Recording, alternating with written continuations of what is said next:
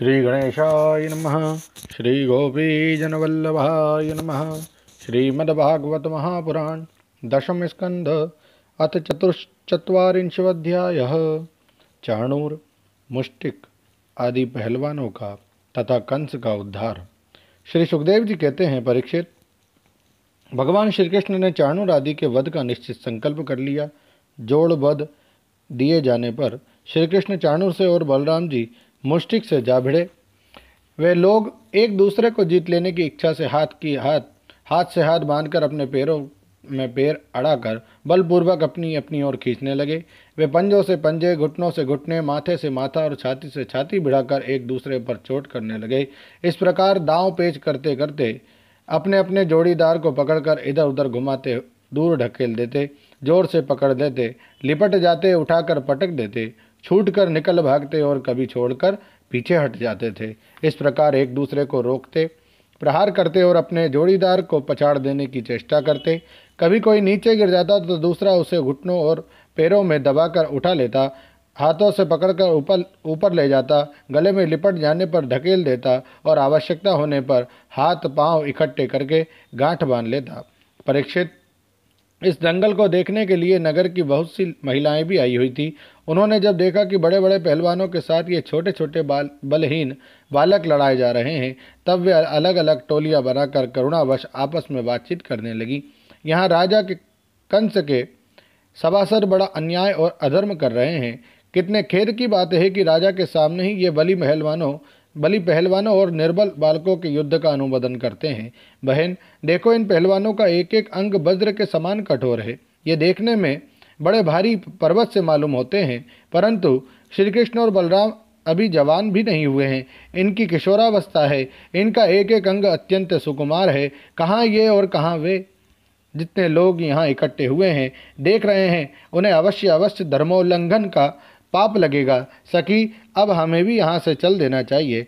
जहाँ अधर्म की प्रधानता हो वहाँ कभी ना रहें। यही शास्त्र का नियम है। देखो, शास्त्र कहता है कि बुद्धिमान पुरुष को सभासदों के दोषों को जानते हुए सभा में जाना ठीक नहीं है, क्योंकि वहाँ जाकर उन अवगुणों को कहना, चुप रह जाना अथवा मैं नहीं जानता ऐसा कह देना, ये तीनों ही बातें मनुष्य को दोषभागी बनाती है। देखो देखो, श्री कृष्ण शत्रु के चारों ओर पैतरा बदल रहे हैं। उनके मुख पर पसीने की बूंदें ठीक वैसे ही शोभा दे रही है जैसे कमल कोश पर जल की बूंदें। सखियों, क्या तुम नहीं देख रही हो कि बलराम जी का मुख मुष्टिक के प्रति क्रोध के कारण कुछ कुछ लाल लोचनों से युक्त हो रहा है? फिर भी हास्य का अनिरुद्ध आवेग कितना सुंदर लग रहा है। सखी, सच पूछो तो ब्रजभूमि ही परम पवित्र और धन्य है, क्योंकि वहाँ ये पुरुषोत्तम मनुष्य के वेश में छिपकर रहते हैं। जहाँ भगवान शंकर और लक्ष्मी जी जिनके चरणों की पूजा करती है, वे ही प्रभु वहाँ रंग बिरंगे जंगली पुष्पों की माला धारण कर लेते हैं तथा बलराम जी के साथ बांसुरी बजाते, गौवे चराते और तरह तरह के खेल खेलते हुए आनंद से विचरते हैं। सखी, पता नहीं गोपियों ने कौन सी तपस्या की थी जो नेत्रों के दोनों से नित्य निरंतर इनकी रूप माधुरी का पान करती रहती है।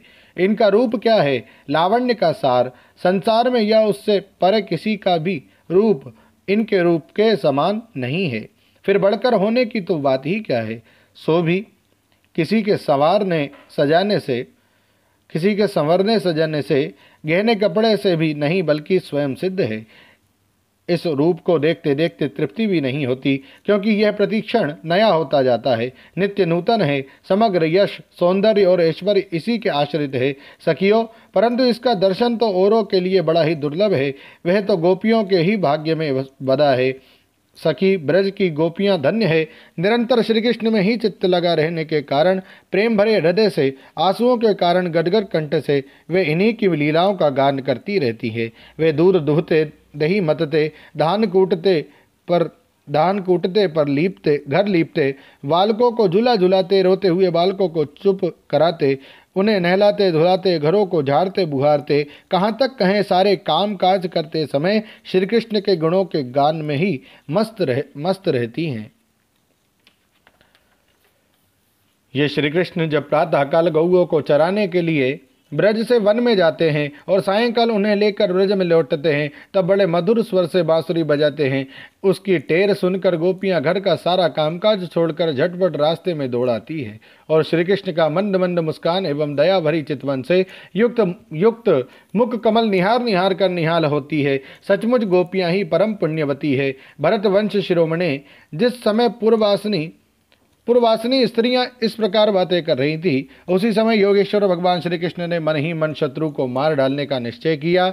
स्त्रियों की ये भयपूर्ण बातें माता पिता देव की वसुदेव भी सुन रहे थे। स्त्रियां जहां बातें कर रही थी वहां से निकट ही वसुदेव देव की कैद थे, अतः वे उनकी बातें सुन सके। तो वे पुत्र स्नेहवश शोक से विवल हो गए। उनके हृदय में बड़ी जलन, बड़ी पीड़ा होने लगी, क्योंकि वे अपने पुत्रों के बल वीर्य को नहीं जानते थे। भगवान श्री कृष्ण और उनसे भिड़ने वाला चाणूर दोनों ही भिन्न भिन्न प्रकार के दाव पेच का प्रयोग करते हुए परस्पर जिस प्रकार लड़ रहे थे, वैसे ही बलराम जी और मुष्टिक भी भिड़े हुए थे। भगवान के अंग प्रत्यंग वज्र से भी कठोर हो रहे थे।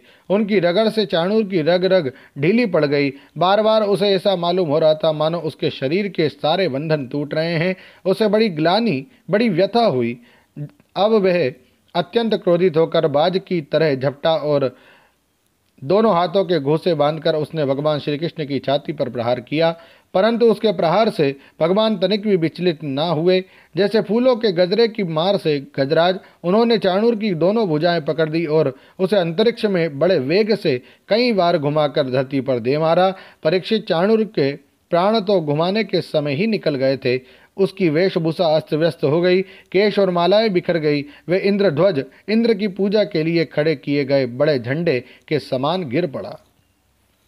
इसी प्रकार मुष्टिक ने भी पहले बलराम जी को एक घूसा मारा। इस पर बली बलराम जी ने उसे बड़े जोर से एक तमाचा जड़ दिया। तमाचा लगने से वह कांप उठा और आंधी से उखड़े हुए वृक्ष के समान अत्यंत व्यथित और अंत में प्राणहीन होकर खून उगलता हुआ पृथ्वी पर गिर पड़ा। हे राजन, इसके बाद योद्धाओं में श्रेष्ठ भगवान बलराम जी ने अपने सामने आते ही कूट नामक पहलवान को खेल खेल में ही बाएं हाथ के घूसे से उपेक्षा पूर्वक मार डाला। उसी समय भगवान श्री कृष्ण ने पैर की ठोकर से शल का सिर धड़ से अलग कर दिया और तोशल को तिनके की तरह चीरकर दो टुकड़े कर दिया। इस प्रकार दोनों धराशायी हो गए। जब चाणूर, मुष्टिक, कूट, शल और तोशल ये पांचों पहलवान मर चुके, तब जो बच रहे थे वे अपने प्राण बचाने के लिए स्वयं वहां से भाग खड़े हुए। उनके भाग जाने पर भगवान श्री कृष्ण और बलराम जी अपने समवयस्क ग्वाल वालों को खींच खींच कर उनके साथ भिड़ने और नाच नाच कर भेरी ध्वनि के साथ अपने नूपुरों की झनकार को मिलाकर मल्ल क्रीड़ा कुश्ती के खेल करने लगे।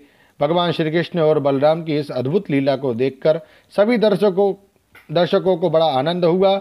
श्रेष्ठ ब्राह्मण और साधु पुरुष धन्य है इस प्रकार कहकर प्रशंसा करने लगे। परंतु कंस को इससे बड़ा दुख हुआ।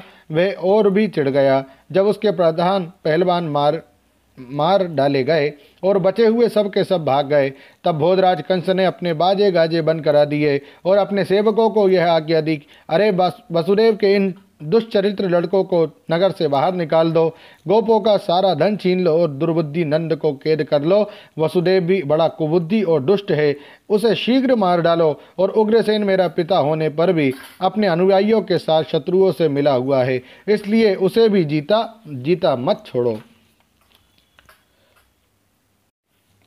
कंस इस प्रकार बड़बड़ कर बकवाद कर रहा था कि अविनाशी श्री कृष्ण कुपित होकर फुर्ती से वेगपूर्वक उछलकर लीला से ही उसके ऊंचे मंच पर जा पड़े। जब मनस्वी कंस ने देखा कि मेरे मृत्यु रूप भगवान श्री कृष्ण सामने आ गए हैं, तब वह सहसा अपने सिंहासन से उठ खड़ा हुआ और हाथ में ढाल तथा तलवार उठा ली। हाथ में तलवार लेकर वह चोट करने का अवसर ढूंढता हुआ पैतरा बदलने लगा। आकाश में उड़ते हुए बाज के समान वह कभी दाईं ओर जाता तो कभी बाईं ओर, परंतु भगवान का प्रचंड तेज अत्यंत दुस्सह है। जैसे गरुड़ सांप को पकड़ लेते हैं, वैसे ही भगवान ने बलपूर्वक उसे पकड़ लिया। इसी समय कंस का मुकुट गिर गया और भगवान ने उसके केश पकड़कर उसे भी उस ऊंचे मंच से रंगभूमि में गिरा दिया। फिर परम स्वतंत्र और सारे विश्व के आश्रय भगवान श्री कृष्ण उसके ऊपर स्वयं कूद पड़े। उनके कूदते ही कंस की मृत्यु हो गई। सबके देखते देखते भगवान श्री कृष्ण कंस की लाश को धरती पर उसी प्रकार घसीटते लगे जैसे सिंह हाथी को घसीटे। नरेंद्र, उस समय सबके मुंह से हाय हाय की बड़ी ऊंची आवाज सुनाई पड़ी। कंस नित्य निरंतर बड़ी घबराहट के साथ श्री कृष्ण का ही चिंतन करता रहता था। वे खाते पीते, सोते, चलते, बोलते और सांस लेते सब समय अपने सामने चक्र हाथ में लिए भगवान श्री कृष्ण को ही देखता रहता था। इस नित्य चिंतन के फलस्वरूप वह चाहे द्वेष भाव से ही क्यों ना किया गया हो, उसे भगवान के उसी रूप की प्राप्ति हुई, सारूप्य मुक्ति हुई, जिसकी प्राप्ति बड़े बड़े तपस्वी योगियों के लिए भी कठिन है। कंस के कंक और न्यग्रोध आदि 8 छोटे भाई थे। वे अपने बड़े भाई का बदला लेने के लिए क्रोध से आग बबूले होकर भगवान श्री कृष्ण और बलराम की ओर दौड़े। जब भगवान बलराम ने देखा कि वे बड़े वेग से युद्ध के लिए तैयार होकर दौड़े आ रहे हैं, तब उन्होंने परिघ उठाकर उन्हें वैसे ही मार डाला जैसे सिंह पशुओं को मार डालता है। उस समय आकाश में धुंधवियां बजने लगी। भगवान के विभूति स्वरूप ब्रह्मा, शंकर आदि देवता बड़े आनंद से पुष्पों की वर्षा करते हुए उनकी स्तुति करने लगे। अप्सराएं नाचने लगी। महाराज कंस और उसके भाइयों की स्त्रियां अपने आत्मीय स्वजनों की मृत्यु से अत्यंत दुखित हुई। वे अपने सिर पीटती हुई आंखों में आंसू भरे वहां आई। वीरशैया पर सोए हुए अपने पतियों से लिपट कर वे शोकग्रस्त हो गई और बार बार आंसू बहाती हुई ऊंचे स्वर से विलाप करने लगी।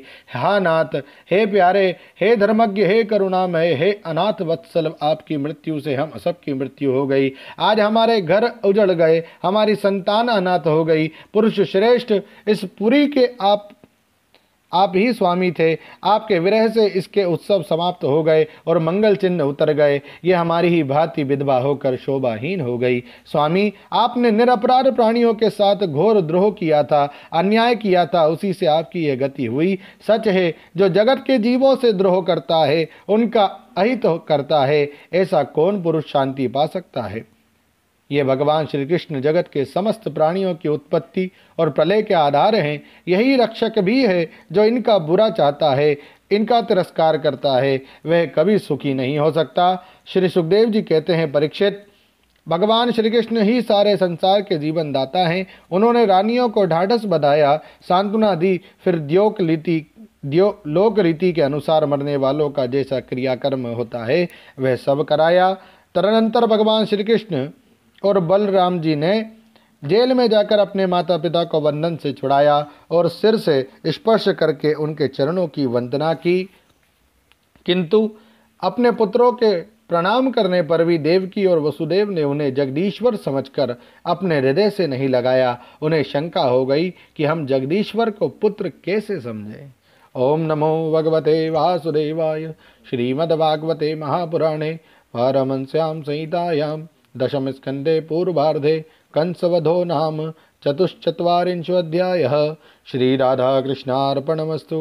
हरये नमः, हरये नमः, हरये नमः। जय श्री कृष्ण।